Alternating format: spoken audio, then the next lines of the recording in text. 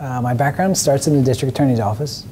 I was a domestic violence prosecutor at first and then shifted to child abuse. I left the DA's office as the senior deputy prosecutor in charge of the child abuse unit. Left to join a local firm, CGA law firm, where I primarily focused in family law and litigation.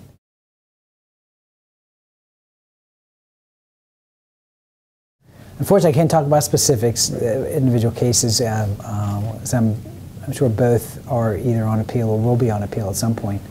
But it's one of the factors that the court has to consider under the Certification Decertification Act, if the effect that it's had on the community.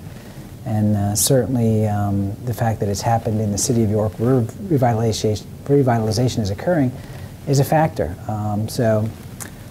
In terms of what can be done, I really can't comment on that. And that's obviously for the city to decide. But it does have an effect when it occurs in the heart of the town like that. A lot of times you can see the family structure is difficult. I mean, that's obviously one thing. Yeah, that's probably the number one thing is family. Poverty has an effect. Obviously, people need money, and crime is an easy way to get money.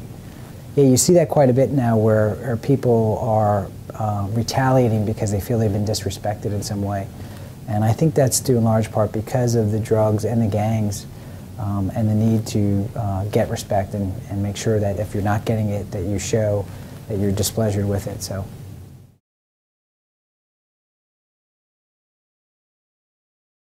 The issue really was with the temporary granting of PFAs, and there's a different standard for temporary order as compared to a final order. In order to grant a temporary order, the petitioner has to demonstrate immediate danger. So if that's not occurring, then obviously you shouldn't be granting a temporary order. That doesn't mean they wouldn't be entitled to a permanent order, but just a temporary order, because the standard for a permanent order is different. You just have to show that abuse has occurred. Before 2007, 2008, we actually had someone who would sit down and, I wouldn't necessarily say screen, but sit down with the individual and go over the allegation. And if it didn't really meet the criteria, a lot of those petitions weren't getting filed.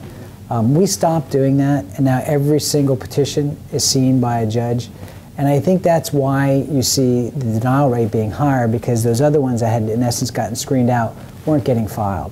And I think it's important that a judge sees all of those and that we're not having some third party screen them, because the judge is ultimately accountable for that.